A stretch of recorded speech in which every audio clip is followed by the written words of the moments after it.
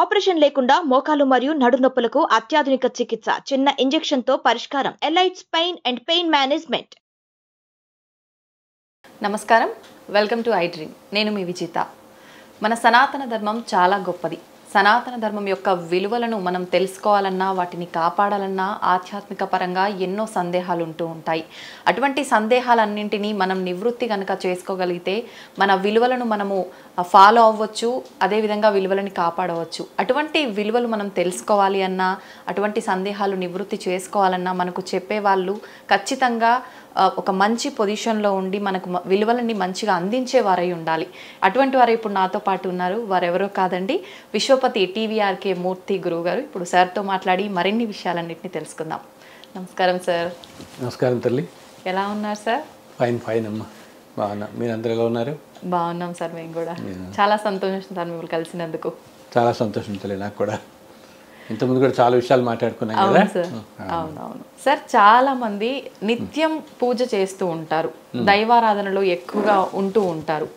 అయినా కూడా వాళ్ళ జీవితంలో అసలు ఎటువంటి ప్రశాంతత అనేది ఉండదు. మామూలుగా చెప్తుంటారు కదా సార్ పెద్దవాళ్ళు, ఎక్కువగా దేవుడి ఆరాధనలో ఉన్న వాళ్ళకి ప్రశాంతత ఉంటుంది అని చెప్పి. కానీ ఆ ప్రశాంతత అనేది వాళ్ళ జీవితంలో లోపిస్తూ ఉంటుంది. అటువంటి వారికి అసలు ఎందుకు సార్ భగవంతుడు ఎందుకు సపోర్ట్ చేయడంటారు? ఏం చెప్తారు దాని గురించి మీరు? అంటే ఒకటి తల్లి, మనం అందరం ఏమనుకుంటామంటే ఈ జన్మలో మనం ఇన్ని కష్టాలు పడుతుంది. ఇప్పుడు మీరు అన్నారు కదా, ఎంతోమంది ఎన్నో భగవంతుడి పూజలు చేస్తూ ధర్మంగా ఉంటూ అయినా కూడా రకరకాల కష్టాలు పడటం మనం చూస్తుంటాం జీవితాల్లో.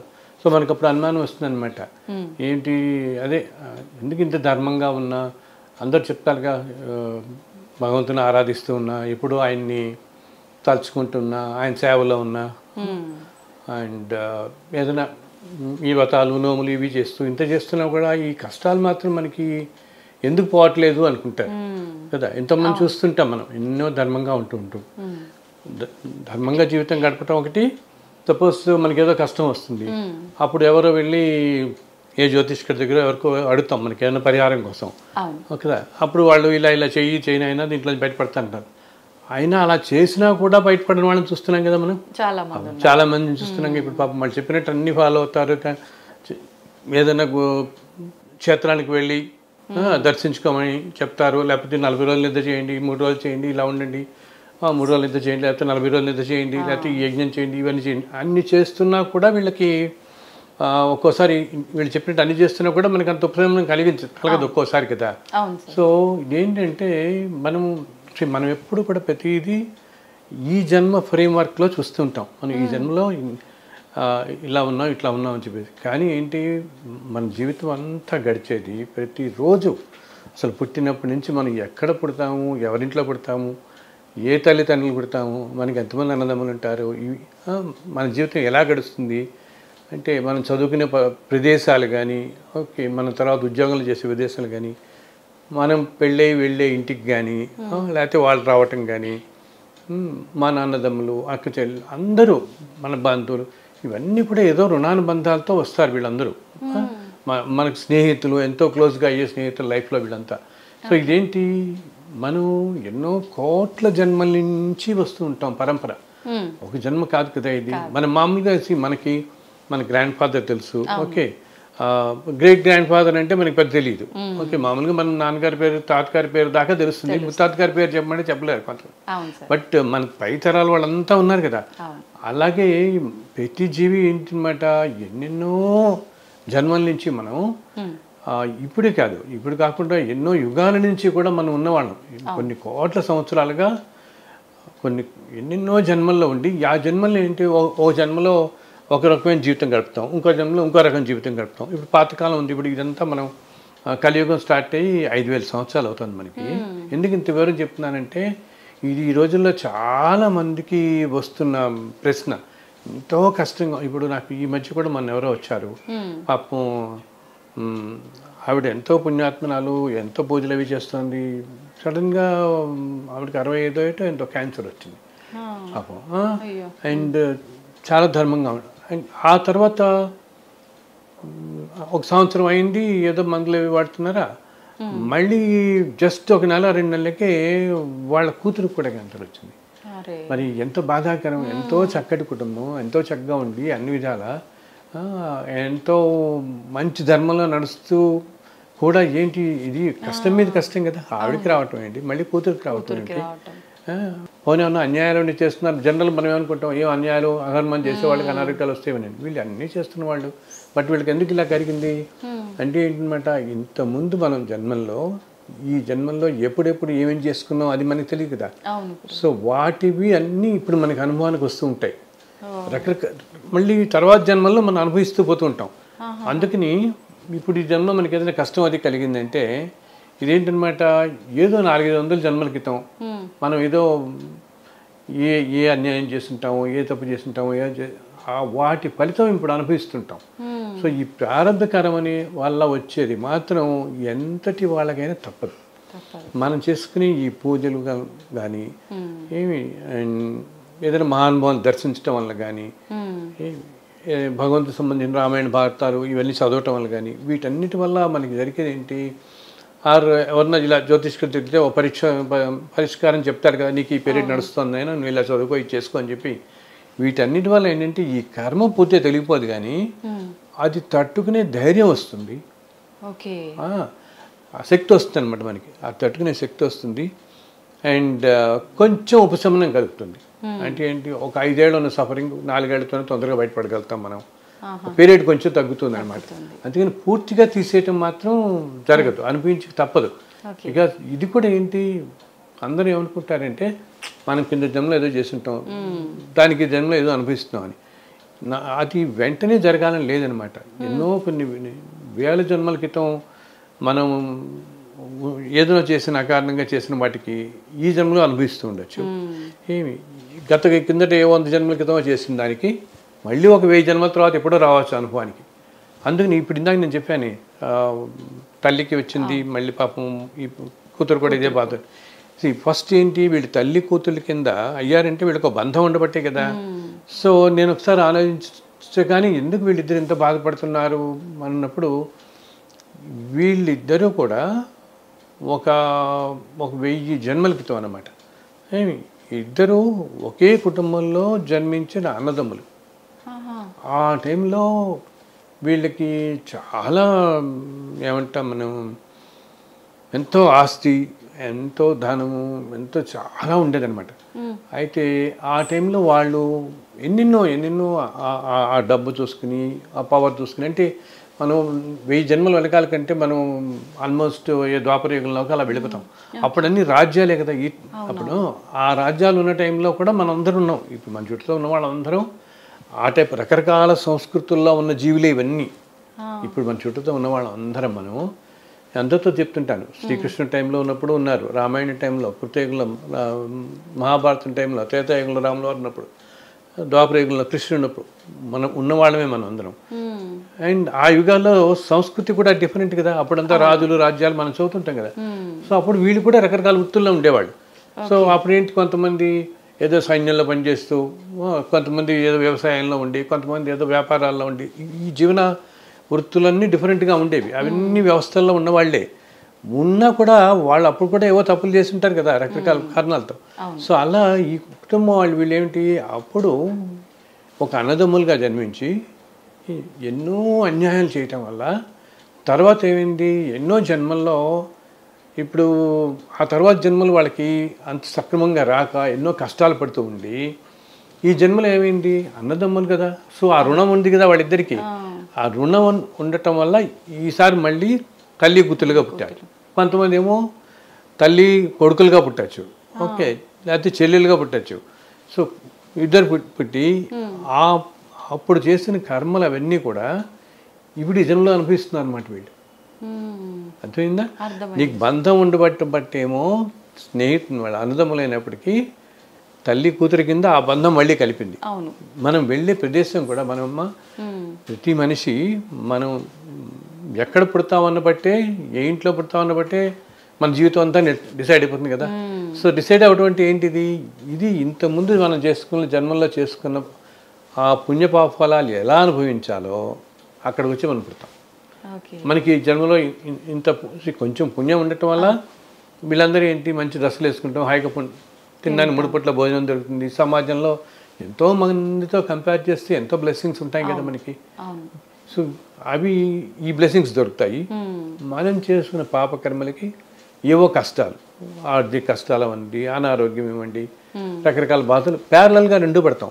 బికాస్ ప్రతి మనిషికి ఇన్ని జన్మల నుంచి రెండు పోగేసుకుంటాంగా. అవును. మంచి చేస్తాం, పోగొప్పు చేస్తాం, దేనికి ఎంతో అంత. సో రెండింటికి పడుతూ ఉంటాం. సో అందుకని ఏం చేయాలంటే ఇట్లా వచ్చినప్పుడు అసలు నిజంగా అంటే అది చాలా కష్టం, కానీ ఎంతో ఉన్నత స్థితిలో ఉంటే కనుక మన మైండ్ తెచ్చుకోగలిగితే సాధనతో కానీ ఆతాపత్యంతో కానీ ఏమంటారంటే పెద్దవాళ్ళు చెప్పేది, నేను నీకు వచ్చిన కర్మని అనుభవించు, ఇది తీసేయమని అడగద్దు అంటారు భగవంతుడిని. ఎందుకు తీసేస్తే ఇది మళ్ళీ ఇంకో జన్మలో ఎప్పుడో తప్పదు మనకి. తప్పదు. అండ్ మళ్ళీ ఇంకో జన్మలో ఏమవుతుంది, సపోజ్ ఇది ఆయన ప్రార్థించగా ఇంకా కరుణించి ఆయన ఎప్పుడో ఇంక వీడు పడలేకపోతున్నాడు అనుకుని అసలు మాత్రం ఈ జీవి పడాల్సిందే. సో ఇప్పుడు కాదు 40 జన్మల తర్వాత ఇస్తాడు మళ్ళీ మనకి ఇది. ఓకే, అప్పుడు ఏమవుతుంది నీకు, ఇప్పుడు నువ్వు మంచి కుటుంబంలో జన్మించావు, నీకు ఏమాత్రం ఏంటి దీనికి ట్రీట్మెంట్ తీసుకోవడానికి మనం చేసుకున్న పుణ్యం వచ్చావు, 4 డబ్బులు ఉన్నాయి, ఓకే డాక్టర్ల దగ్గరికి వెళ్తాం, ట్రీట్మెంట్ తీసుకుని చేసుకోగలుగుతాం, అవునా. ఇప్పుడు ఇలా ఈ జన్మలు ముందుకెళ్తూ ఇది ఇంకో 40 జన్మల తర్వాత వెళ్ళింది అనుకో తల్లి, మనం నమ్ముకుని భగవంతుడు కరుణించి ఇంత వేడుకుంటే నేను పడలేకపోతాను మహాప్రభు, ఇంకా నా వల్ల తట్టుకోలేకపోతే శక్తి లేదు, ఇది నాకు తీసేయి అని అంటే ఆయన ఏం చేయడం, తీయరు. ఎప్పుడు ఇంకో జన్మలోకి ఎప్పుడైనా వెళ్ళచ్చు. కానీ ఏమవుతుంది, ఈ 40 జన్మల్లో మనం ఇంకా ఎన్నో పాపాలు చేస్తాం కదా, ప్రతి జన్మలో అన్ని బాగానే ఉండాలని లేదు కదా. సో ఆ టైంలో సపోజ్ ఈ జన్మల్లో చేసుకున్న పాపాలు కూడా మనతో వచ్చి పడింది అనుకో, సో అప్పుడు ఏమవుతుంది, ఈ అనారోగ్యంతో పాటు ఇవన్నీ చేసుకునే ధనం కూడా నీ దగ్గర ఉండిపోవచ్చు.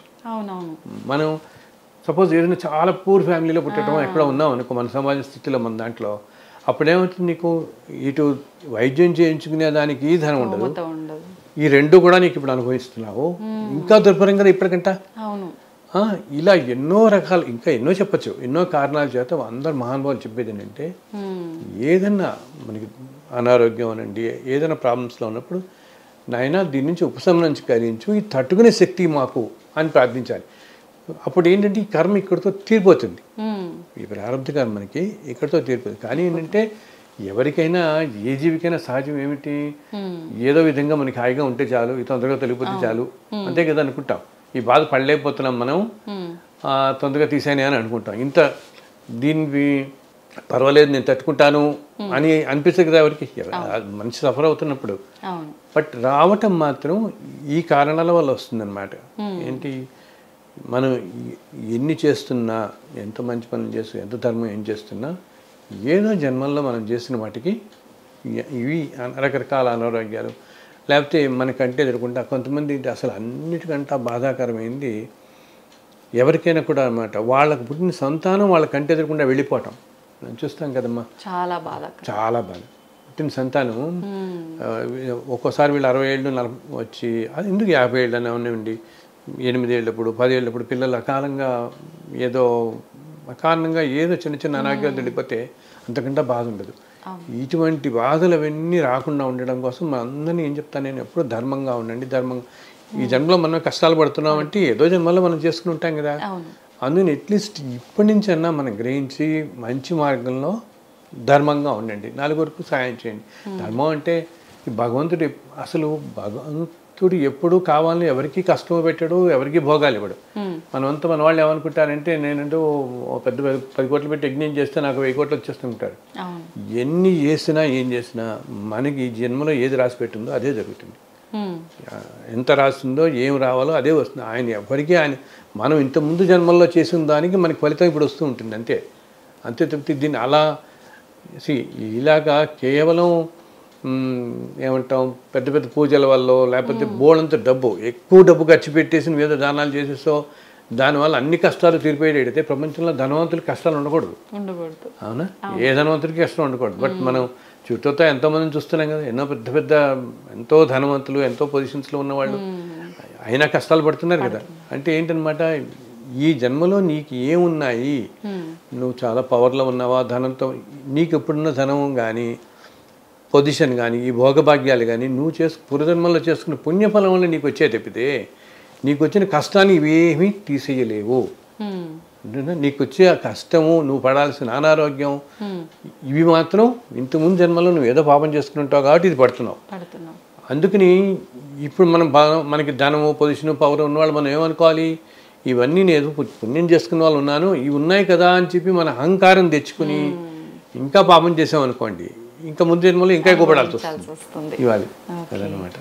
అయితే సార్ మీరు చెప్పారు మనం ఇప్పుడు ఎంత తాపత్రయపడ్డా ఎన్ని పూజలు చేసినా మనకు ఏదైతే ప్రాప్తం ఉందో అదే వస్తుంది అని చెప్పి, మరి అలాంటప్పుడు ఎందుకు ఈ పూజలు చేయడము అని అంటారు కదా వాళ్ళకి? అదే ఇప్పుడు ఇందాక చెప్పాను కదా, ఎందుకు పూజలు చేయడం ఇదంతా అంటే మనకి ఈ తట్టుకునే శక్తి రావడం కోసం అనమాట. ఇప్పుడు అనారోగ్యం వీటివి తట్టుకోవడానికి కనుక శక్తి లభించినా మనకి సరిపోతుంది కదా. ఈ చేసే భగవంతుడి మీద అపారమైన నమ్మకం పెట్టుకోవటం. ఏంటి ఇంత కష్టం కలుగుతున్నా, నువ్వు ఈ కష్టం నాకు ఇచ్చావు, అందుకు నేను నిన్ను మర్చిపోతాను, నేను ఇంక అసలు గుడికి రాను. చాలాసార్లు వింటుంటాం మనం. ఇప్పుడు అసలు దేవుడు ఎక్కడున్నాడు, నాకు ఇంత అన్యాయం చేశాడు, నాకు తండ్రిని పోగొట్టాడు, నా తల్లిని పోగొట్టాడు, ఇవన్నీ చేశాడు, దేవుడు ఎక్కడున్నాడు అనుకుంటాం కదా మనం. తిడుతుంటారు కదా. బికాజ్ ఆ క్షణంలో మనిషికి వచ్చే ఎమోషనల్ ఆలోచనలు అలాగే ఉంటాయి. ఏమిటి, బికాజ్ ప్రతిదీ దేవుడే ఇస్తున్నాడు అనుకుంటాం కాబట్టి సాధారణంగా ఇంకోటి చూడండి, నువ్వు బాగా డబ్బులు, బాగా పొజిషన్స్, పవరు, నీకు 4 ప్రమోషన్స్ అప్పుడు వచ్చినప్పుడేమో నేను అనుకుంటాం, నేను కష్టపడ్డాను అందుకు నాకు ఈ ప్రమోషన్ వచ్చింది, నేను కష్టపడ్డాను కాబట్టి నేను 1000 కోట్లు సంపాదించాను, వాడు సంపాదించాడా, వీడు సంపాదించాడా, నేను సంపాదించాను కదా, వాడు ఎవడో ఉన్నాడు, వాడంతా అక్కడే ఉన్నాడు, నేను ఈరోజు ఇంత పెద్ద పొజిషన్లోకి వచ్చానంటే నేను బ్రహ్మాండంగా కష్టపడ్డాను అని వచ్చాం, ఎంత నేను అనుకుంటాం. కానీ అప్పుడు మరి భగవంతుడు నేను దయతలిచాడు అంటామే, గుర్తురాడు కదా, ఇదంతా భగవంతుడు నాకు ఇచ్చాడు అనుకోడు. ఇవన్నీ నడుస్తూ చిన్న కష్టం వచ్చింది మనకో, కష్టం రాగానే ఏనైనా నువ్వు కష్టం ఇచ్చావు నాకు అని వెంటనే భగవంతుని అంటాం, నువ్వు లేవు అంటాం భగవంతుని. బట్ భగవంతుడు చెప్పాను కదా, ఆయన సాక్షిభూతంలాగా ఉంటాడు అంతే. మనుషులందరూ మనం చేసుకున్నవే జన్మల నుంచి చేసుకున్న పాప పుణ్యాలు మనం ఈ జన్మలో ఇలా అనుభవిస్తూ వెళుతూ ఉంటాం ముందుకి. కాబట్టి ఏంటి, దేవుణ్ణి నిందించకూడదు, అకారణంగా దేవుణ్ణి నిందించకూడదు, ఇది మనం చేసుకున్నదే అని గ్రహించాలి. అందుకనే అప్పటికి మనకి కనపడుతుంటుంది ఈ అన్యాయం చేసిన వాళ్ళే కాకుండా ఇందాక మీరు అన్నట్టు ఎంతో ధర్మంగా ఉండేవాళ్ళు కూడా సఫర్ అవటం చూస్తున్నాం కదా మనం. మరి అలా చూసినప్పుడు వాళ్ళని ఏమనుకోవాలి మనం, ఏంటి మంచి ధర్మంగా ఉన్నా అయినా కూడా చేస్తున్నాడు, సఫర్ అవుతున్నాడని, అంటే ఏదో జన్మలో ఆయన చేసుకున్నాను ఇప్పుడు అనుభవిస్తున్నాడు అనమాట. సో భగవంతుని ప్రార్థించటం వల్ల, లేకపోతే ఇందాక చెప్పినట్టుగా ఎవరినో గురువు దగ్గరికి వెళ్తే ఇది చేయండి అవి చేయండి అని చెప్తే దానికి వీటి వల్ల నీకు ఉపశమనం కలుగుతుంది అన్నమాట. అది ఉపశమనం కొంచెం అంటే ఏంటి, ఆ వ్యాధి తీవ్రత తగ్గుతుంది, ఆ కష్టాలు తట్టుకోనే కదా. ఇప్పుడు సపోజ్ మనకి ఎవరో ఒకరికి ఏదో డబ్బులు ఇస్తారు, చాలామంది ఏమన్నా పాపం అవసర కాలంలో ఎవరికి డబ్బులు ఇస్తారు, అది వాళ్ళు వెనక్కి ఎవరు వీళ్ళు ఎంత వెనకాల పట్టినా ఇంక చివరికి అసలు ఇవ్వన్న స్టేజ్కి వచ్చేస్తారు. అది కష్టమే కదా. వీళ్ళు ఏదో ఎంతో కష్టపడి దాచుకునేది ఏ స్నేహితుడికో ఏ బంధువుకో అవసరం వచ్చిందని చెప్పి ఇస్తారు, వీళ్ళకి అవసరం వచ్చిందంటే అసలు చివరికి నువ్వు ఎప్పుడు ఇచ్చావు అన్నట్టుగా తయారైపోతుంది పరిస్థితి. సో ఇది అప్పుడు అనిపిస్తుంది, ఏంటి నాయన నేను ఇంతుంటే నా ఇలా అయిపోయింది, దేంట్లోనే ఇన్వెస్ట్మెంట్ చేస్తారు, వాళ్ళంతా మోసం చేస్తారు ఇదంతా. అప్పుడు ఏంటి, నీకు భగవంతుని ప్రార్థించడం వల్ల నీకు కలిగేది ఏంటంటే ఈ కష్టం తట్టుకునే శక్తి వస్తుంది. అలాగే సపోజ్ నువ్వు ఒక 60 లక్షలు ఏదో జనరల్గా చెప్తున్నాను నేను, నీకు అనుకుంటే రావాలనుకుంటే దానిట్లో 30-40 అసలు అంటూ వస్తుంది, నీకు కొంచెంలో కొంచెం ఉపశమనం నీకు కలుగుతుంది. బట్ ఆ ప్రారంభ కర్మ మాత్రం పూర్తిగా తొలగించుకోవడం జరగదు, కలిగిపోవడం. ఏదైనా మామూలుగా అనారోగ్య కారణాలు అవనండి, ఇంకో కష్టం అవనండి, వాటికి తట్టుకునే శక్తిని మనకి భగవంతుని స్మరించడంలో వస్తుంది. దానికి కూడా ఇప్పుడు అందరికీ కూడా ఎంతో వ్యయం పెట్టి ఏదో పూజలు చేయించుకోవటం, లేకపోతే వీళ్ళు చెప్పినట్టుగా పరిహారాల ఫలానా గుడికి వెళ్ళాలండి మీరు అక్కడ చేయించుకోవాలంటాం అంటే ఖర్చుతో కూడిన కూడా ఉంటాయి. అండ్ ఈ రోజుల్లో టైం కూడా ఉండట్లేదు అందరికీ. ఇంకొకటి ఏమిటి, చాలామందికి ఏదైనా కష్టం వచ్చినప్పుడు అంత నిలకడ కూడా మనసు ఉండదు, పూజ కూర్చొని చేసుకోవాలి. ఎవరో చెప్తారు, అమ్మ నీకు టైం బాగాలేదు, నువ్వు రోజు లలిత సహస్రనామం చదువుకో, మనం వింటుంటాం కదా, మన బంధువుల్లో మనవాడు పెద్దవాళ్ళంతా చెప్తారు, లేకపోతే విష్ణు సహస్రనామం చదువుకో, నీకు ఈ కష్టాలకి కొంచెం ఉపశమనం. అప్పుడు ఏంటవుతుంది, మనకి అసలు ఆ పుస్తకం తీసి నాకు చాలామంది చెప్తారు ఇలా చదువుకుందాం అని కూర్చుంటే అసలు నిలకడ రావట్లేదండి, మనసు దాని మీద చదువుదామన్నా మనసు పోవట్లేదండి, అది కూడా చేయలేకపోతున్నానండి అంటారు. దీనికి ఒక తేలిక ఉపశమనం నేను ఒకటి చెప్తాను, అంటే ఒక తేలిక పద్ధతి. కొంతమంది అంటారు పోనీ భగవంతుడు నామాన్ని స్మరించుకోండి అంటారు. ఇంత చేసుకునే ఓపిక లేకపోతే ఏంటి ఏదో 21 సార్లు లలితా సహస్రనామం పారాయణం చేయడం, ఏవో చెప్తారు కదా మన వాళ్ళందరూ చేయించుకోమని చెప్పి మనసు గట్టి పెడతాను. కానీ పాపం ఒక్కోసారి కష్టాలు అనేవి మనుషుల జీవితాల్లో ఇందాక నేను చెప్పినట్టు తల్లికి వచ్చి కూతురికి అదే వచ్చి ఇన్ని ప్రాబ్లమ్స్ ఉన్నప్పుడు నీకు మనస్సు కూడా అంత పోదు, అంత నిలకడ మీద అంత నిలకడ తెచ్చుకుని చేసుకునేంత శక్తి ఎవరికో కానీ ఉండదు. అప్పుడు ఏంటంటే కనీసం తల్లి కళ్ళు మూసుకుని నీ పన్ను చేసుకుంటూ ఆయన రూపం మనసులో తెలుసుకున్నా చాలు. జస్ట్ నీకు తెలిసిన రూపం, నీకు వెంకటేశ్వర స్వామి మీద అంటే వెంకటేశ్వర స్వామి మీద, అమ్మవారి మీద అమ్మవారి మీద, సుబ్రహ్మణ్య స్వామి అంటే సుబ్రహ్మణ్య స్వామి, హనుమంతుడు అంటే హనుమంతుడు, శివుడు అంటే శివుడు, ఏ దేవత మీద లేకపోతే ఏ సాయిబాబానో అలా, లేదా ఏదో లక్ష్మీ నరసింహస్వామో లేకపోతే కృష్ణుడి మీద, మనకి ఏ దేవత మీద అయితే బాగా నమ్మకం గురి ఉంటుందో ఆ దేవతని మనసులో ఉన్నాయి. మీరు ఏ పని చేస్తున్నా ఇలా కూర్చుని ఆ రూపాన్ని స్మరించుకోండి చాలు, రూపం గుర్తెచ్చుకుంటే చాలు. అంటే పెద్దగా పూజలు ఇవన్నీ ఆరాధనలు అవసరమే లేదు. అవసరం లేదంటే చేసుకునేంత మైండ్ సెట్ ఉండదు కదా ఆ టైంలో నీకు. అంత నిలబడా అంత ఇప్పుడు 3-4 గంటలు పూజ చేస్తున్నంతసేపు కూడా నీ బాధ నీకు ఇది కొన్ని చోట్ల ఇప్పుడు కొన్ని అనారోగ్యాలు కలిగి కష్టాలు కలిగినప్పుడు అంత మనసు నిలకడ పోదు. ఏంటి చెప్పాలంటే చాలామంది సరే వాళ్ళు ఎవరో చెప్పారు కదా చేద్దాంలే, ఇంక ఏదో చూద్దాం దీంట్లోనే ఏదైనా ఉంటుందని, కానీ అది చేస్తున్నంతసేపు కూడా ఈ మనిషికి దాని మీద నిలబడదు. ఎందుకంటే వాళ్ళకున్న దానివల్ల నిలబడదు. సో అందుకని నేను అందరికీ ఏం చెప్తానంటే, నాయన భగవంతుడు నువ్వు నాకు ఇంత యజ్ఞం చేసావా, ఇంత పూజ చేసావా, ఇవన్నీ ఆ క్వాంటిటీ వాల్యూమ్ని చేయడు. ఈ మనిషి ఎంత ఆర్తితో నన్ను స్మరిస్తున్నాడు, ఎంత ధర్మంగా వెళుతున్నాడు అనుకుంటాడు. అందుకని రూపం తలుచుకోవడం చాలా తేలిక కదా. ఇప్పుడు మనకి అన్ని చోట్ల ఈ రూపాలు కనపడతాయి కాబట్టి ఇప్పుడు వెంకటేశ్వర కానీ గొప్ప రూపం గుర్తొస్తుంది కదా. సో నువ్వు ఏ పని చేసుకుంటున్నా మధ్యలో నీకు టైం ఉన్నప్పుడు ఉన్న కళ్ళు మూసుకొని ఆ రూపం తలుచుకుని మనసులో నమస్కారం పెట్టుకో. మనస్సులోనే కూర్చున్న ప్రదేశం నుంచే ఎక్కడున్నా సరే ఒక్క నమస్కారం పెట్టుకుని వీలున్నప్పుడల్లా ఆ రూపం తలుచుకుంటున్నా చాలు. అందరూ అంటారు నామాన్ని స్మరిస్తూ ఉండండి అంటే, ఏదో ఒక నామం తీసుకుని కొంతమంది ఏం చేస్తే ఇలా కష్టాలు ఉన్నప్పుడు ఏ గురువు దగ్గరికి వెళ్ళి ఏమండి ఏదైనా నామం చెప్పండి నేను చదువుకుంటూ ఉంటానంటారు. ఓకే, సో ఆ గురువు చెప్తాడు ఏదో శ్రీమాత్రే నమః అనుకో, లేకపోతే ఓం నమో వెంకటేశాయ అనుకో, ఇట్లా చెప్తుంటారు. ఈ ఒక్కొక్కప్పుడు ఏంటంటే మనసుకి ఈ కష్టాలకి దాని మీద కూడా నిలకడ రాదు. వచ్చినాయి ఇప్పుడు నువ్వు కళ్ళు మూసుకొని చదువుకోమంటే మంత్రం చదువుకోమన్నా ఆ నామం చదువుకోమన్నా 4 సార్లు చదివేటప్పటికల్లా మనకి మైండ్ పక్కకి వెళ్ళిపోతుంది వెంటనే కష్టం. అప్పుడు దానికి ఇంకా ఈజియెస్ట్ పద్ధతి ఏంటి, కేవలం రూపం తలుచుకోవటమే. యాక్చువల్గా రూపాన్ని ఎప్పుడూ తలుచుకుంటూ ఉండటాన్ని ఉపాసన అంటారు. మన వాళ్ళందరూ ఏంటంటే ప్రతి మాటకి రకరకాలుగా వైడ్గా మనం ఎలా అర్థాలు తీసుకుని పెడుతున్నామో, ఉపాసన ఒక వ్యక్తి ఒక దేవతను ఉపాసిస్తున్నాడు అని చెప్తాం కదా. అంటే 2-3 రకాలుగా వచ్చు. ఆ ఉపాసన అనేది రోజు ఆయన ఇన్ని లక్షలు పూజ చేస్తూ ఇన్ని అసలు ఏదో మంత్రం ఉచ్చారణ చేస్తూ ఇన్ని పూజలు చేస్తూ అదే దేవతా మార్గంలో ఉన్న ఆయన ఉపాసిస్తున్నాడు అంటాం. దాంతోపాటు ఇది కూడా ఉపాసన కిందే వస్తుంది. ఎప్పుడూ ఆ రూపాన్ని తలుచుకోవటం అన్నమాట.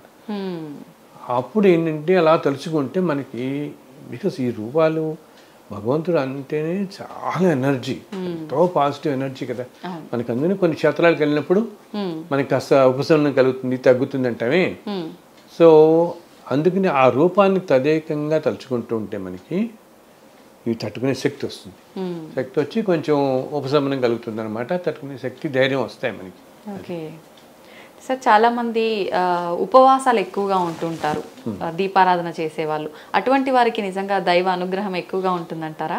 అది ఏంటంటే తల్లి, ఇవన్నీ కూడా ఎవరి వారి వ్యక్తిగత ఇష్టానుసారాలు, వాళ్ళ నిర్ణయాలు, వాళ్ళ ఆలోచనలు, వాళ్ళ దృక్పథం బట్టి చేసుకునేవి తప్పితే అసలు యాక్చువల్గా ఉపవాసం అంటే మనం తినటం మానేయమని భుజించడం మానేయమని కాదు అర్థం. ఉపవాసం అంటే భగవంతుడికి దగ్గరగా ఉండటం అన్నమాట. ఓకే, దాన్ని ఉపవాసం ఉంటారు. అతి దగ్గరగా భగవంతుడికి దగ్గరగా ఉండటానే ఉపవాసం ఉంటాం మనం. ఓకే, సో అది ఎందుకు పెట్టారు? ఏదైనా పూజ చేస్తున్నప్పుడు మీరు ఇది ఇప్పుడు ఉపవాసాలు అన్నవే అట్లా ఉన్నప్పుడు ఏంటంటే సపోజ్ ఎప్పుడు కూడా మన మనస్సు ఆలోచనలు మనం తినే ఆహారం బట్టి కూడా ఉంటాయి. ఈ సాత్విక ఆహారం, ఏ ఆహారం ఎంత తీసుకుంటున్నాం, ఎలా తీసుకుంటున్నాం, దీన్ని బట్టి మన ఆలోచన మన మనస్సు పనిచేస్తుంటుంది.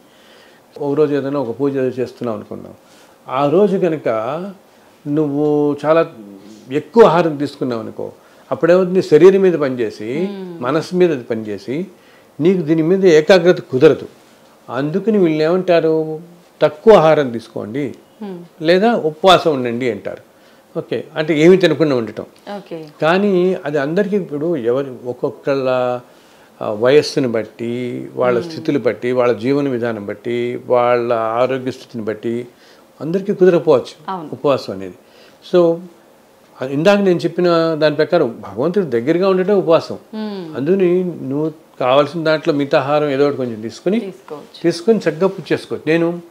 నేను చాలామంది చెప్తాను, కొన్ని వ్రతాలు అవి చేసేటప్పుడు కానీ, కొన్ని పూజలు చేసేటప్పుడు కానీ స్ట్రిక్ట్గా ఉపవాసంతో ఉండాలి అంటే భగవంతుడు ఏమీ అనుకోడు తల్లి, పాలు తాగండి, 4 అరటిపడి తినండి. నేనైతే కొంచెంమందికి ఏమీ పర్లేదు, లైట్గా ఏదైనా టిఫిన్లో కూడా తినండి, ఆయన ఏమీ అనుకోడు.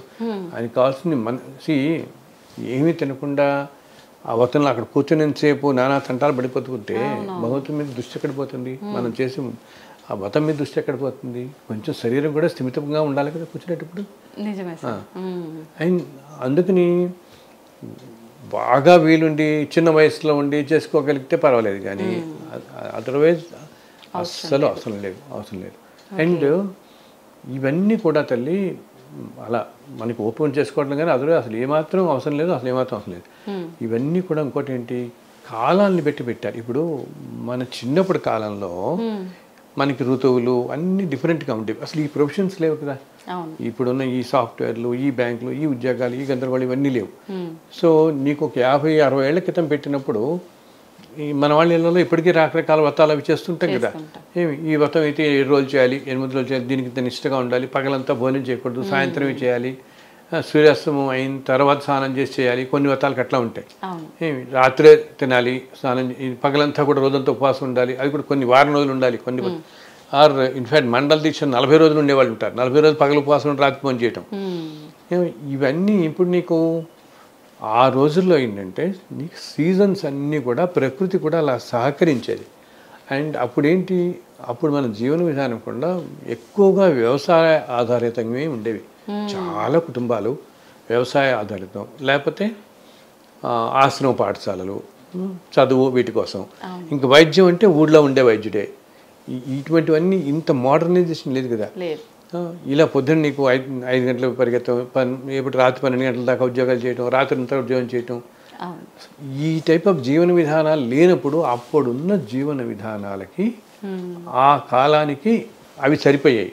ఉపవాసం చేయడం అంటే బికాజ్ వ్యవసాయ ఆధారితమే కాబట్టి వాళ్ళకి సంవత్సరంలో మిగతా 5-6 నెలలు ఖాళీగానే ఉండేవాళ్ళు వాళ్ళు ఆ టైంలో తప్పితే, ఆ సీజన్ టైంలో తప్పితే. అండ్ నేచరు నీకు సహకరించేది, నువ్వు ఎక్కడికి వెళ్ళక్కర్లేదు. ఇప్పుడు ఇట్లా కాదు కదా, మనకి ఇది కావాలంటే ఆ షాప్కి వెళ్ళాలి, ఇది వెళ్ళాలి, మన ఇంటికి ఎవరు వస్తారు, తెల్లాలేసి 100 పనులు ఉంటాయి. నీకు 40 రోజులు ఉపవాసం చేయడం ఎక్కడికి పోతుంది అసలు మనకి? ఆ రోజుల్లో ఏంటి, ఖాళీ టైమే, ఆ టైం అలా ఉండేది కాబట్టి ఆ కాలానికి అది కుదిరింది, ఈ కాలానికి అది సాధ్యం కాదు మనకి. అందుకని ఆయన భగవంతుడు ఏమనుకోడు. ఇప్పుడు కాలంతో పాటు ఇది మార్పు వచ్చింది కాబట్టి ఈ మార్పుతో ఆయన భగవంతుడు చూసేదల్లా మీరు ఎంత మనస్సు ఎంత నిర్మలంగా ఉంది, అండ్ వీళ్ళ ఆలోచనలు ఎంత నిర్మలంగా ఉన్నాయి, నలుగురికి సమాజం హితం ఎంత కోరుకుంటున్నాడు, ఇవన్నీ ఆలోచిస్తాడు భగవంతుడు. అండ్ ఎంత ఆర్తితో నన్ను కొలుస్తున్నాడు. కొంతమందికి ఎలా ఉంటుందంటే తల్లి, నేను చూస్తాను, ఇప్పుడు ఏదో భగవంతుడి దగ్గరికి ఆలయానికి కదా వెళ్తాడు. ఓకే, ఇతనికి చాలా డబ్బు, పొజిషన్ అన్నీ ఉండడంతో ఆ పవరు అంతా కూడా అక్కడ కూడా చూపిస్తాడు. చూస్తాం కదా మనం. అవును. ఆయన చూపించిన తర్వాత ఏదైనా ఏదో అనారోగ్యం కలిగితే ఎవరో చెప్తారు, నువ్వు వెళ్ళి అక్కడికి వెళ్ళి ఏదో గుడిలో ఏదో పూజ చేయమంటే దాన్ని నా గుడికి నేనే చైర్మను, నేను బ్రహ్మాండం చేస్తానని చెప్పి వెళ్ళి అక్కడ కూర్చొని ఆ పూజ చేయిస్తాడు. ఏదో వాళ్ళ ఇంట్లో ఎవరికో అనారోగ్యంకో దేనికో. బట్ ఆ చేస్తున్నంతసేపు కూడా ఏమనుకుంటాడు, నేను ఇంత అథారిటీతో కూర్చున్నాను. ఆ మనిషికి అహంకారం ఉంటుంది కదా, అహంకారంగా ఇంత అథారిటీ ఉంది నాకు, నేను కాబట్టి దేవుడి దగ్గర గర్భగుడి ఎదుర్కొండానే కూర్చొని నేను బ్రహ్మాండంగా ఆయన కూడా పూజ చేయించుకున్నాడు, చేయిస్తున్నాడని, నాకు ఎందుకు ఫలితం రాదు అని ఎప్పుడైతే అహంకారం తోడవుతుందో దాని ఫలితం అసలు రాదు. ఇదే ఇటువంటి ప్రాబ్లమే, ఈ సమస్య వచ్చి అతి సామాన్యమైన మనిషి ఎక్కడో ఈ వెనకాల 70 లెవెల్స్ వెనకాల ఎక్కడో లైన్లో పాపం ఆప్సపాలు పడుతూ వస్తాడు చూసావా, అతను ఎంతో ఆర్తితో వస్తాడు. ఆయనకి ఆర్తి తప్పితే ఇంకేం ఉండదు. అటువంటి వాడి కోరిక వెంటనే తీరుతుంది. ఎప్పుడైతే అహంకారం తోడైతే మాత్రం భగవంతుడు ఏమాత్రం క్షమించడు దానికి. అందరూ అలా ఉంటారంటలేదు నేను. ఎంతో ధనవంతులై మంచి పొజిషన్స్లో ఉన్నవాళ్ళు కూడా మంచితనంతో భక్తిగా ఉండేవాళ్ళు, ధర్మంగా ఉండేవాళ్ళు కూడా ఉన్నారు. కానీ ఇది రాకూడదు మనకి. ఈ ఇగో అనేది మా పక్కన అహంకారం కనుక యాడ్ అయితే అసలు మంచిది కాదు. ఇప్పుడు కాబట్టి వచ్చే జన్మల్లోనో దానివల్ల చాలా ఎఫెక్ట్ అవుతాం మనం, ఈ జన్మలోనే అవుతాం. సో ఇవి మీరు అడిగిన ఉపవాసానికి అది చెప్తున్నాయి. ఈ కాలానికి చాలా కష్టం కాబట్టి మనం మనస్ఫూర్తిగా ఇప్పుడు ఏదో చిన్న పూజ ఏదో ఉంటుంది అనుకోండి, పగలంతా కుదరదు, కొన్ని సాయంత్రం చేసుకోండి. మీరు ఆఫీస్ నుంచి వచ్చిన తర్వాత సాయంత్రం హాయిగా స్నానం చేసుకొచ్చిన ప్రశాంతంగా. బికాజ్ పొద్దునైతే ఏంటి మనకి ఇదే దృష్టిలో ఉంటుంది, తొందర కంప్లీట్ చేసేసుకోవాలి, పరిగెత్తాలని, దాని మీద ధ్యాస ఉండదు. ఓకే, సో ఈవినింగ్స్ చేసుకోండి ఎప్పుడన్నా. అండ్ ఉపవాసం అవసరం లేదు. బికాజ్ అన్నిటికంటే శారీరక ధర్మం, మీ వృత్తి ధర్మం, ఇవన్నీ కూడా భగవంతుడు చూస్తారు. అయ్యో వీళ్ళు ఇవన్నీ ఉన్నాయి కదా, వీటిని పెట్టుకుని చేస్తాను. సో అసలు అలా ఆలోచించక్కర్లేదు. ఓకే, అయితే సార్ మీరు ఇందాక కూడా చెప్పారు, మనం చేసేవన్నీ కూడా గత జన్మను బట్టే ఆధారపడి ఉంటాయి. ఈ జన్మలో మనం అది తప్పించుకున్నా మరో జన్మలో అనుభవించాల్సిందే. నిజంగా పునర్జన్మ అనేది ఉందా సార్? ఇదంతా నిజమే అంటారా? తప్పకుండా తల్లి, నిజంగా జన్మజన్మలు అనేవి ఉండబట్టే మనం ఇంత వైవిధ్యమైన జీవితాలు చూస్తాం. అవునా, మన చుట్టుపక్కల ప్రపంచంలో ఎంతో వైవిధ్యంగా చూస్తాం. అంటే ఏంటి, ఇప్పుడు ఒకే కుటుంబంలో పుట్టిన 4 పిల్లలు 4 రకాలుగా ఉంటారు. అవునా, సేమ్ తల్లిదండ్రులకి జన్మించిన 4 పిల్లలు ఉన్నారనుకో, ఈ తల్లిదండ్రులు చాలా జాగ్రత్తగా పెంచుతారు. కానీ వీళ్ళు ఎంతో సంస్కారం ఉండి వాళ్ళ సంస్కారం నేర్పిద్దామని 4కి ఒకే స్కూల్లో వేసి ఒకటి ఇంత గట్టి సంస్కారంతో తీసుకొచ్చినా 17-18 ఏళ్ళు ఎంతో రాగానే ఎవరిదారు వాళ్ళు అయిపోతారు. అసలు అందరిలో ఒకరికి విపరీతమైన కోపం ఉంటుంది, ఒకటి విపరీతమైన దయ ఉంటుంది, ఒకటి అసలు ఏమి చదువుకోకుండా వెళ్ళిపోతాడు, ఇంకోటి వస్తాడు. మరి మామూలుగా మన లాజిక్ ప్రకారం అనుకుంటాం, ఒకే కుటుంబంలో పెరిగిన వాళ్ళు ఒకేలాగా పెరగాలి కదా, ఉండాలి కదా. మరి ఒకటి ఎందుకు ఇంత హింసాపూర్వృత్తిలోకి వెళ్ళిపోతాడు, ఒకటి ఎంత సౌమ్యంగా ఎందుకు ఉంటాడు, ఒకటి జీవితం ఎంతో గొప్పగా ఉంటుంది, ఇంకోటి జీవితం ఇంకోలా ఉంటుంది. ఇంత వైవిధ్యం ఎందుకు వస్తుంది మరి అంటే, మన రుణంతో ఇక్కడ పుడతామే కానీ మనం ఇంతకుముందు జన్మల్లో ఏం చేసుకున్నామో అది మనం అనిపిస్తూ పోతూ ఉంటాం. అందుకని మన తల్లిదండ్రుల వల్ల కానీ, మనకి చెప్తే ఉపాధ్యాయులు కానీ, మన స్నేహితులు కానీ, మన వాళ్ళు ఎంత మనకి నూరు పోసినా మనకి అబ్బుదట్టుపోదు. మనం ఇంతకుముందు జన్మల్లో మనం ఏం చేసుకున్నామో అదే ఆ కర్మల ఫలమే మన ముందుకు తీసుకెళ్తూ ఉంటుంది. మనకి తెలిసి కూడా చెడు పనులే చేస్తాం. ఇది చెడు అని తెలిసి కూడా అటే పోతాడు మనిషి వీడు. ఓకే, ఎందుకు ఆ బుద్ధి అలా తీసుకెళ్తుంటుంది. నువ్వు చేసుకున్న అనుభవాలన్నీ ప్రారంభికంలో అనుభవించడం కోసం ఇది చెడు అన్నా కూడా తెలిసి కూడా దాంట్లోనే పడతారు వీళ్ళు. ఓకే, అదేంటి పూర్వజన్మలు అంత గట్టిగా ఉంటుంది కాబట్టి. ఇప్పుడు ఎందుకమ్మా మనం ఎంత వైవిధ్యం చూస్తామంటే, అసలు ఎక్కడో పుట్టిన కుటుంబాల్లో పాపం ఏంటి పరిస్థితులు ఏమాత్రం అనుకూలించిన కుటుంబాల్లో కూడా గట్టిగా చదువుకుని చాలా మంచి పొజిషన్స్లోకి వచ్చేసి సమాజ సేవ చేస్తున్న వాళ్ళు లేరు ఎంతోమంది. అండ్ అన్నీ నీకు ఉండి కూడా నువ్వు ఎంతో ఏమంటాం చాలా అంటే నీకు అన్ని భౌభాగ్యాలు అన్నీ ఉండి అన్ని పొజిషన్స్ ఉండి అసలు 10th క్లాస్ కూడా చదివిన వాళ్ళని చూస్తుంటాం. చదువునే కాదు, సంస్కారంలో కూడా తక్కువగా ఉండే వాళ్ళని చూస్తుంటాం. బికాస్ ఈ జన్మల నుంచి చేసుకునే సంస్కారంతో వస్తుంది అనమాట వాళ్ళకి. నీ కోరికనే ఇప్పటికీ కూడా మనం అక్కడక్కడ వింటుంటాం. నేను ఒక చిన్న ఎగ్జాంపుల్ చెప్తాను. ఆ మధ్య నాకు కొంతకాలం క్రితం ఒక ఊరి నుంచి ఒక ఆయన ఫోన్ చేశారు. ఫోన్ చేసి మా పిల్లవాడికి 5 ఏళ్ళండి, వాడి నోట్లోంచి వేదం ఇలా ప్రవాహంలో వస్తుంది. 5వ ఏటికి వేదం అంతా చదివిస్తాడు, ఇలా కొంచెం చదివిస్తాడు. అతను అంతేకాకుండా అతను ఏం చెప్పాడు, నేను నా తర్వాత ఒక తమ్ముడు పుడతాడు, తర్వాత చెల్లెలు పుడుతుంది మీకు, చూడు 5వ ఏట, అండ్ నాకు 12 ఏడు వచ్చేటప్పటికి నేను సన్యాసం తీసుకుని వెళ్ళిపోతానని 5వ ఏడు చెప్పాడు ఆ పిల్లాడు. నేనేంటంటే బయటికి చెప్పడం ఐడెంటిటీ చెప్పలేక నేను ఇప్పుడు చెప్పలేకపోతున్నాను, కానీ ఆ పిల్లాడిని నేను కలిసాను కూడా వెళ్ళి. ఓకే, సో ఆ పిల్లవాడిని అప్పుడు వీళ్ళు ఒక చాలా పెద్ద వేద పండితుడి దగ్గరికి, ఒక వేదిక యూనివర్సిటీలో ఆయన దగ్గర తీసుకెళ్ళారు ఈ పిల్లాడిని. తీసుకెళ్ళి ఏం చేద్దామంటే ఇతని ప్రతిభ చూసి ఆశ్చర్యపోయాడు ఆయన. అసలు 5వ ఏట ఏమీ చదువుకోకుండా వేదం ఒక ప్రవాహంలో వెళ్తుంది ఈ పిల్లాడికి. అప్పుడు ఈయన అన్నాడు, సరే నా దగ్గర పెట్టుకుని నేను నేర్పిస్తానండి, మెల్లగా ఈ వేదంలో తీసుకెళ్దాం మంచి మార్గంలో అని చెప్పి ఒక 6 సంవత్సరాలు ఉండే ఒక వేదిక కోర్సుని ఈయన చెప్పడం మొదలు పెడితే ఈ పిల్లాడు 6 నెలల్లో పూర్తి చేసేసాడు. 6 మంత్సే. ఎందుకు ఇంత ప్రతిభ ఇతనికి వచ్చింది అంటే, ఇంతకుముందు జన్మల్లో ఇతను చాలా మహాపండితుడో మహర్షో ఏదో అయ్యి ఈ జన్మలో ఇలా జన్మ తీసుకోవడంతో ఆ వాసన ఉండిపోయింది కదా, సో నోట్లోంచి ఆ ప్రవాహం అలా వెళ్ళిపోతుంది అతనికి. ఓకే, అంటే ఏంటంటే ఏదో ఏమంటాం, ధర్మాన్ని మళ్ళీ ఇక్కడ కొంచెం ధర్మ సంస్థాపన కోసం మనం ఇప్పుడు ఒక చంద్రశేఖర్ సరస్వతి, కంచి మహాస్వామి ఇలా వస్తుంటారు కదా, రకరకాల మహానుభావులు, రమణ మహర్షి ఇట్లా వచ్చినట్లు ప్రతి కాలంలోనూ భగవంతుడు పంపిస్తుంటాడు. అలా ఈ పిల్లవాడు ఏదో జన్మలో చాలా గొప్ప వేద పండితుడో ఒక మహర్షో ఈ జన్మలో ఏదో ఒక ప్రత్యేక కార్యం కోసం పుట్టినవాడు అనమాట. సో నేను పర్సనల్గా చూశాను ఆ పిల్లవాడిని. అంతేకాకుండా ఆ పిల్లవాడు ఏంటి తెలుసా, అసలు పొద్దున్న అతనికి చిన్నప్పుడే ఉపనయనం చేస్తారు, ఇప్పుడు 10 ఏళ్ళు వచ్చాయి అతనికి. అతను చెప్పినట్టే చెల్లెలు పుట్టింది, తమ్ముడు పుట్టాడు పడి. అండ్ ఇప్పుడు పొద్దునే 3:30-4కి వాడితో వాడు లేచిపోతాడు ఇంట్లో.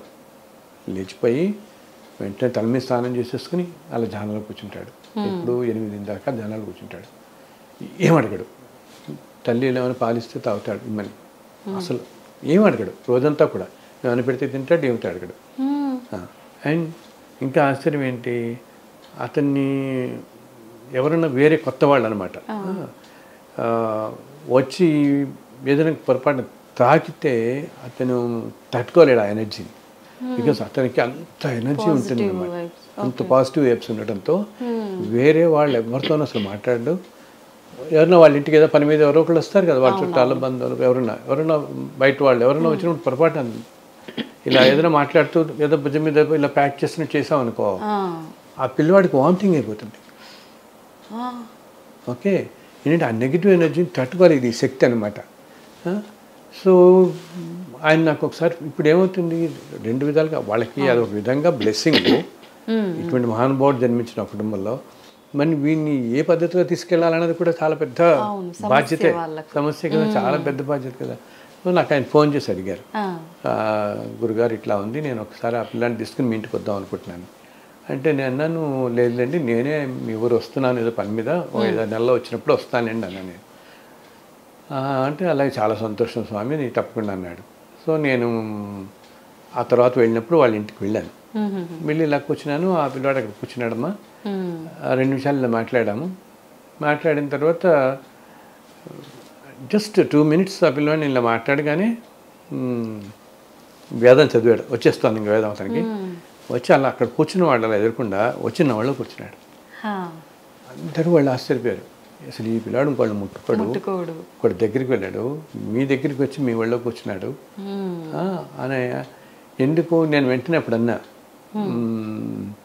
మన ఇద్దరు ఇంతకుముందు జన్మల్లో కలుసుకున్నాను గుర్తున్నాను కానీ ఇదే అడిగా నేను అంటే, అవునన్నాడు. నువ్వు కృష్ణుడు ఉన్నప్పుడు, ఒక ద్వాపరయుగంలో కృష్ణుడు ఉన్నప్పుడు ఒక మహర్షివి కదా, ఇప్పుడు మళ్ళీ జన్మ తీసుకున్నావు నువ్వు, అండ్ అప్పుడు నేను కూడా కలిసాను నిన్ను, గుర్తుంది కదా నీకు అన్నాను.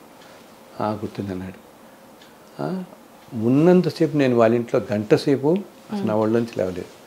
ఆ తర్వాత వాళ్ళు ఇప్పుడు మా ఇంట్లోనే కొంచెం భోజనం చేయండి అన్నారు, అంటారుగా మన వాళ్ళు. సో సాయంత్రం వెళ్ళాం మేము. అనేటప్పటికి ముందేమో ఫస్ట్ టైం కదా మనం వెళ్ళటం, మనకి మాట ఉంటుంది కదా. వద్దండి నేను వెళ్తానండి అంటే, లేదు స్వామి మీరు మొట్టమొదటిసారి వచ్చారు, మీరు కాస్త అనేప్పుడు సరే అని చెప్పి మేము కూర్చున్నాం. ఏదో దోశలు ఏదో టిఫిన్ వేసి పెట్టారు. సో నేను రుక్మిణి కూర్చోగానే మనం వాళ్ళు కూడా కూర్చోమన్నాం, మీరు కూడా కూర్చోండి. వాళ్ళ అమ్మ నాన్నగారు కూడా ఉన్నారు, పెద్దవారు 80 ఏళ్ళు వాళ్ళకి.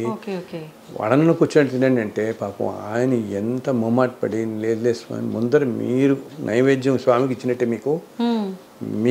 మీకు పెట్టిన తర్వాత మేము తింటాము, ముందర మీరు చేయండి అని మా ఇద్దరిని కూర్చోండి. సో నేను వెళ్ళి ఆ డైనింగ్ టేబుల్కి నేను ఇట్లా కూర్చున్నాను తల్లి. నేను కూర్చున్న ఒక్క నిమిషంలో వీడు పరిగెత్తుకుంటూ వచ్చి నా పక్కన కూర్చున్నాను. వీడు నేను కూడా తింటాను ఇంత పాటే. సో వాళ్ళు ఆశ్చర్యపోయారు. సో ఎందుకు ఇదంతా చెప్తానంటే, పూర్వజన్మలు అనేవి లేకపోతే ఈ పిల్లవాడికి ఎక్కడి బంధం ఎలా వస్తుంది, అండ్ ఇంత ప్రవాహం ఎలా వస్తుంది. ఇంత ప్రవాహం 5వ ఏట ఒక్కసారిగా అంత చదువుతున్నాడంటే, ఇతను ముందు ఇలాగా నేను ఇటువంటి పిల్లల్ని అక్కడక్కడ 5-6 చూశాను నేను ఇప్పుడు. ఇతనే కాదు, నేను ఏంటంటే తల్లి వీళ్ళు ఒక అంటే నేను కొంతమంది పీఠాధిపతులు వీళ్ళందరూ చెప్తుంది కూడా, ఇప్పుడే ఈ పిల్లవాడిని ఈ ప్రపంచంలో తీసుకురావద్దు బయటికి. బికాజ్ ఈ నెగిటివ్ ఎనర్జీని తట్టుకోవడం చాలా కష్టం వీళ్ళు. అండ్ ఈ రెండింటిని సింక్రనైజ్ చేసుకుంటూ వెళ్ళటం కూడా వీళ్ళకి కష్టం ఒక ఏజ్ వచ్చేంత వరకు వాళ్ళని. అందుని చెప్పి అక్కడక్కడ ఇట్లా ఉన్నారు ఈ పిల్లలు.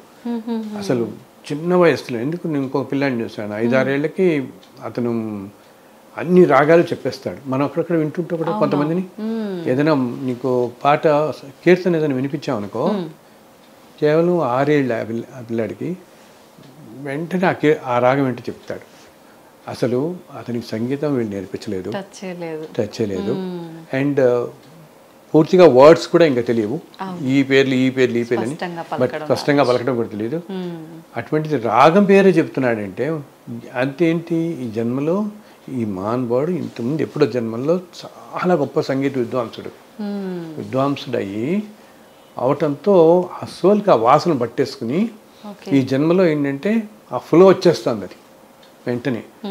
అందుకని ఆత్మను పట్టుకున్న వాసనలు వదలవు. అందుకని మనకు కూడా చూడు, ఇప్పుడు ఒక్కొక్కళ్ళకి ఒక్కొక్క దేవత మీద పోతుంది కదా ఇష్టం.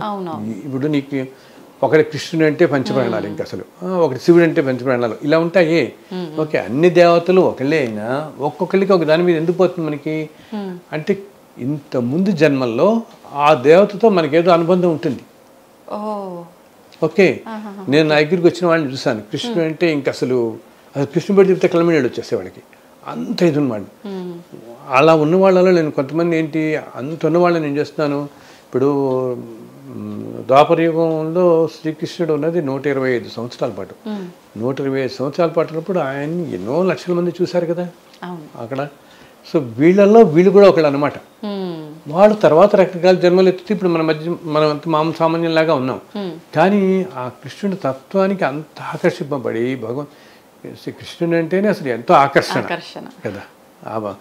ఒక అల్టిమేట్ లవ్ అంటామే, ఆ ప్రేమ ఆకర్షణకి ఆకర్షితం అయిపోయి వీళ్ళకి ఏమవుతుంది, మధ్యలో కృష్ణుడిని జస్ట్ 5000 సంవత్సరాల క్రితం ఉన్నది ఇక్కడ భూమి మీద మనకి, మన ద్వాపరయుగంలో. సో 5000 సంవత్సరాల్లో ఈవెన్ ఒక్కొక్కళ్ళు 70-80 ఏళ్ళు బతికారనుకున్నా ఒక 120-130 లైఫ్స్ ఏవో వెళ్ళి ఉండొచ్చు వీళ్ళందరికీ కూడా. 70-80 బర్త్స్ అయింటే 70-80 జన్మలు అంటే అతి తక్కువ కదా ఇన్ని కోట్ల జన్మల్లో. కాబట్టి ఏంటి, వీళ్ళకి ఆ కృష్ణుడు అనే ఆకర్షణ ఉండిపోయి ఈ జన్మలో వాళ్ళు ఏదో ఉద్యోగం చేస్తున్నా, ఏ ప్రొఫెషన్లో ఉన్నా కృష్ణుడు చూడగానే ఇంక వాళ్ళు ప్రాణం లేచి వచ్చేస్తుంది కృష్ణుడు అంత. అలాగే కొంతమంది శివుడు ఇలా చూస్తున్న వాళ్ళని నేను చూస్తాను. వాళ్ళేంటి ఇంతకుముందు జన్మల్లో ఏ కాశీలో పుట్టిన వాళ్ళు, లేకపోతే ఆ కాశీలో అర్చకుల కుటుంబంలో పుట్టిన వాళ్ళు, ఎప్పుడు కూడా ఆ పరమేశ్వరుడి దగ్గరగానే ఉంటారు వీళ్ళు. సో ఆ సోల్కి అది అలా ఉండిపోయి ఈ జన్మలో వాళ్ళు తెలియకుండానే శివుడి మీద వాళ్ళు దృష్టి పోతూ ఉంటుంది. ఆర్ ఇంకా కొంతమందిని నేను చూస్తుంటాను, వాళ్ళేంటి ఎప్పుడో 1000 ఏళ్ల క్రితం ఎంతో ఏమంటాం గొప్ప గొప్ప స్తోత్రాలు అవి రాసిన వాళ్ళు, ఓ ఫలానా దేవత మీద ఎంతో ఉపాసన మార్గంలో ఉండి, సో అంత గొప్ప స్తోత్రాలు అవి రాయటంతో ఇప్పుడు మళ్ళీ మామూలు జన్మలు తీసుకున్నా అది ఉండి ఆ వాసన నుండి ఇంకా విపరీతమైన ప్రేమ భక్తి వచ్చేస్తుంది ఆ దేవత అంటే. ఇంకా హనుమంతుడనో సుబ్రహ్మణ్య స్వామినో విపరీతమైన భక్తి వస్తుంది. సో ఇవి ఇటువంటి మనం అందరం వింటుంటాం కదా. ఇప్పుడు మనం చెప్తాం ఎంత, ఇప్పుడు ఎవరో తిరుపతి వెళ్ళమని చెప్తే నాకు శ్రీశైలం ఇష్టం అని శ్రీశైలం వెళ్ళిపోయేవాళ్ళు ఉంటారు. ఎప్పుడు శ్రీశైలం ప్రతి నెల వెళ్ళిపోయే వాళ్ళు ఉంటారు. ఎందుకు అవుతారు శివుడికి ఇంత అట్రాక్ట్ అవుతున్నారంటే వాళ్ళకి అది ఆ జన్మలో ఏదో అవుతుందన్నమాట. సో ఈ జన్మల బంధాలు ఇలా ఉంటాయి, పూర్వజన్మలోనే ఉండటం, ఈ బంధాలు ఇలా ఉండటం. అంతేకాకుండా మనం చేసే ఉద్యోగాల వాటిలో కూడా కొంతమంది మనకి ఎంతో దగ్గర అవుతారు కదా, చాలా స్నేహితులేని. అసలు సాధారణంగా ఏమనుకుంటాం మనం, చిన్నప్పటి నుంచి స్నేహం ఉన్న వాళ్ళే చాలా క్లోజ్ అవుతారు అనుకుంటాం ఇప్పటికీ. కానీ ఒక్కొక్కసారి నువ్వు ఏదో ఉద్యోగంలో చేరిన తర్వాత 24-25 ఏళ్ళకి పరిచయమైన పరిచయాలు కూడా అసలు మన అన్నదమ్ముల కంటే కూడా మనకి దగ్గర అయిపోతారు. వీళ్ళు అంతో క్లోజ్ అయిపోతాం. అన్ని విధాలు మన కష్ట నష్టాలు అర్థం చేసుకోవటం, మనకి ఒక ఆలంబనగా ఉండటం కానీ, పూర్తిగా మనకి ఆ సాంత్వన ఇచ్చేవాళ్ళు కానీ. ఏంటంటే ఏదో జన్మలో మనకి వీళ్ళతో ఏదో అనుబంధం ఉంటుంది. అనుబంధం ఉండటంతో తెలియకుండానే మన కష్టకాలను వాళ్ళతో పంచుకోవడం, వాళ్ళ మన దగ్గర అవటం ఎంత జరుగుతుంది. సో తప్పకుండా ఉన్నాయి పూర్వజన్మలు జన్మజన్మల బంధాలు ఉంటాయి అన్నమాట. ఓకే. అయితే సార్, మనం చేసిన మంచి అనేది ఖచ్చితంగా మనతోటే వస్తుంది.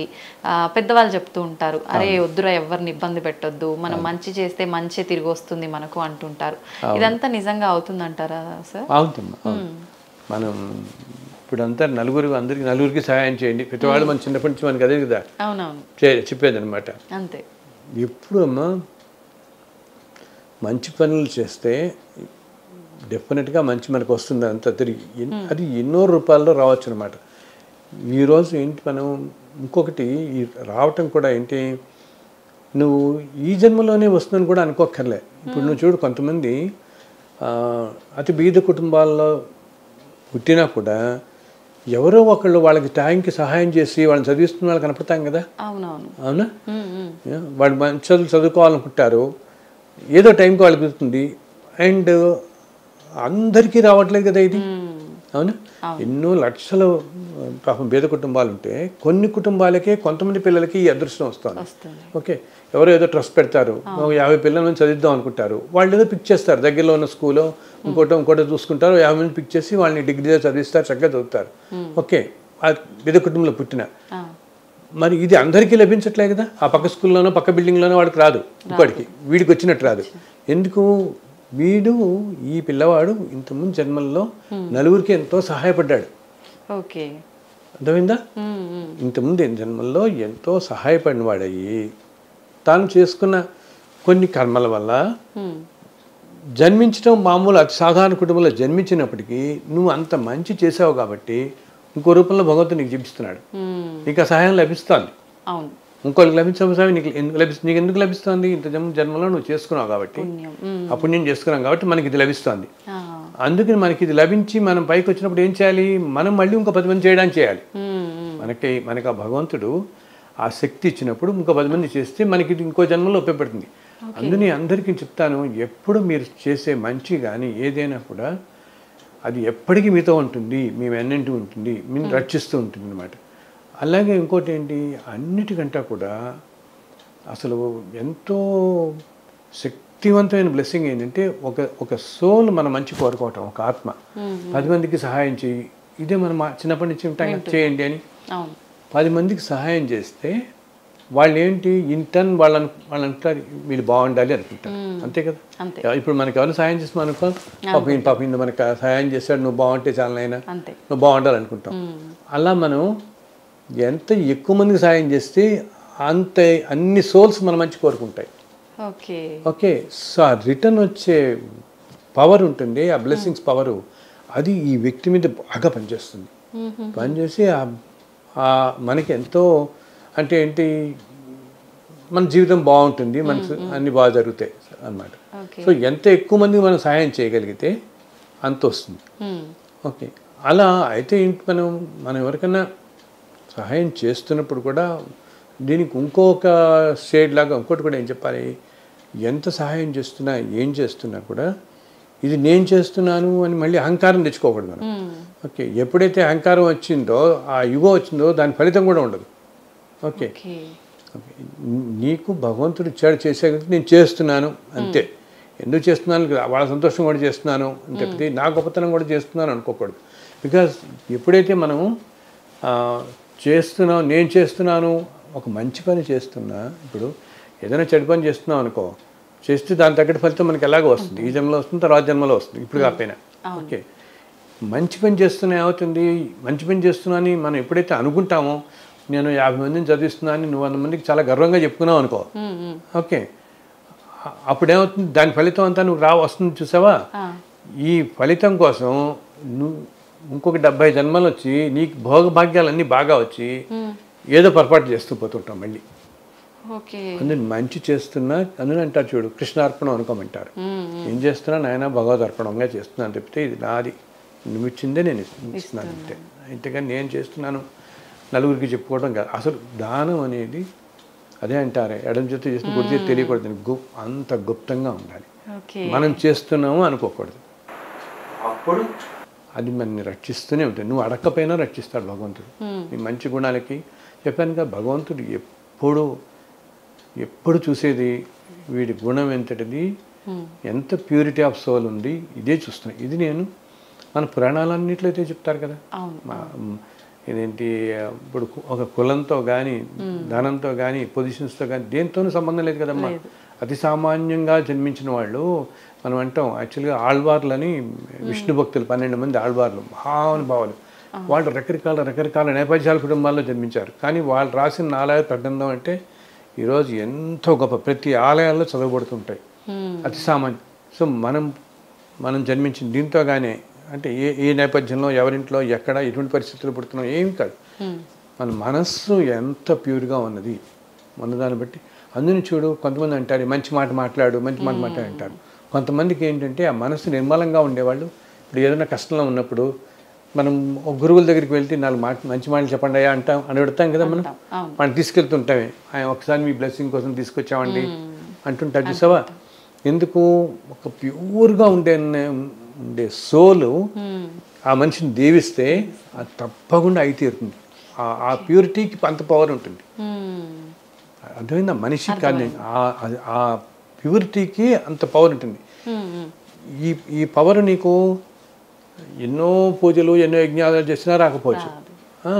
ఎందుకు, ఇవన్నీ చేసినందువల్ల వస్తుంది. కానీ చేస్తూ కూడా ఇవన్నీ నేను చేస్తున్నానని కొంచెం గర్వం తెచ్చుకున్నాం అనుకో, అది జరగదు. అప్పుడు నీ మాట అవ్వదు. అలా కాకుండా ప్యూరెస్ట్ సోల్ ఉన్నవాడు అనుకో, అతి సామాన్యంగా బతుకుతూ కూడా ఎప్పుడూ నలుగురు మంచిగా కోరుకున్నవాడు నిన్ను, లేదు బాబు నువ్వు బాగుంటావు అని ఒక్క మాట అంటే చాలు. ఆ మాట ఏంటంటే, మాటకి ఒక మంత్ర శక్తి ఉంటుందన్నమాట. ఏంటి, మంచి వాళ్ళు పలికేది, ప్యూర్ సోల్స్ పలికేది, వాళ్ళు పలికేదానికి మంత్రశక్తి ఉంటుంది. అది చాలా బాగా పనిచేస్తుంది. అందులో మనం ఇందాక చెప్పిన, మీరు అడిగిన దానికి ఇదే, 10 మందికి సహాయం చేయటం అంటే అన్ని బ్లెస్సింగ్స్ మనకు కోరుకుంటాయి. దాంట్లో ప్యూర్గా ఉండేవాళ్ళు ఎవడో ఉంటాడు కదా, మహానుభావుడు.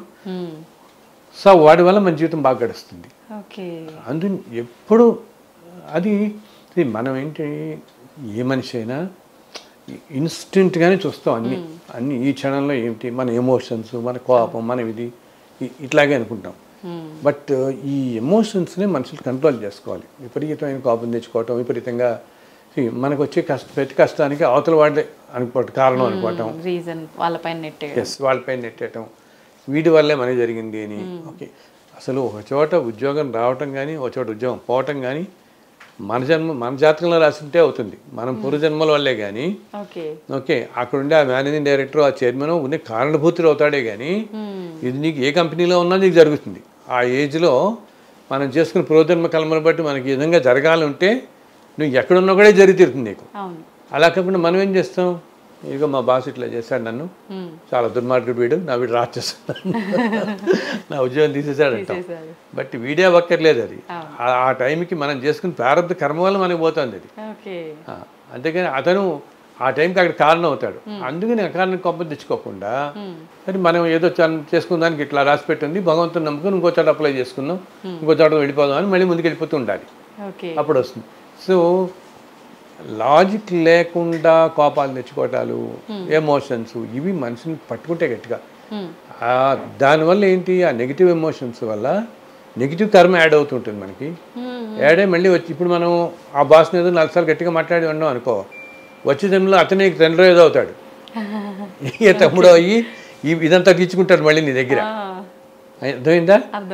సో అక్కడితో ఒకటి నమస్కారం పెట్టి, సరే నేను ఇది నాకు జరిగింది, నేను జన్మలతో ఇంతమంది జన్మల్లో ఏం చేసుకున్నానో దానివల్ల ఇప్పుడు జరిగింది నాకు ఇది, అంతే తప్పితే ఈయన కాదు కారణం అనుకోకుండా మనం ముందుకు వెళ్ళిపోవాలి.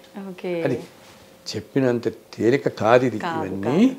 కానీ ఏంటంటే అందులో కొంచెం కొంచెం కొంచెం కొంచెం ప్రయత్నిస్తూ ఉంటే మనం 20 ఏళ్ళు ఎప్పుడు ప్రయత్నిస్తే 40 ఏళ్ళ కన్నా రావచ్చు మనకి కదా. ఓపిక ఎగ్జాక్ట్లీ. ఓపిక అన్నవి అందరికి సంయమనం అంటుంటాను, టాలరెన్స్, సంయమనం, ఓపిక, అది చాలా కాపాడతాయి మనిషిని. మనకి ఎప్పుడు ఓపిక కానీ టాలరెన్స్ కానీ ఉంటే ఏదన్నా అలా నిర్లిప్తగా చూస్తూ ఊరుకుంటాం, ఓకే సరిగా జరిగిందని.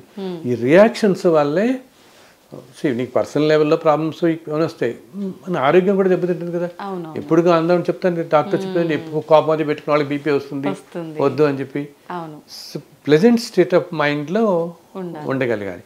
అట్లీస్ట్ ఏంటంటే నేను చెప్పేది, వీళ్ళందరూ నన్ను ఇదంతా ఎక్కడ పోతుందండి మాకంటారు, మేము చేసే ఉద్యోగాల్లో కుదరదు, ఈ రోజుల్లో కుదరదు కరెక్టే, బట్ మేక్ ఏ బిగినింగ్, ఒక ట్రై అయితే చెయ్యి. ఇప్పుడు మొదలుపెట్టామనుకో, ఇప్పుడు కాకపోతే 4 ఏళ్ళకి 5 ఏళ్ళకి నీకు ఆ శక్తి వస్తుంది, సమయంలో వస్తుంది.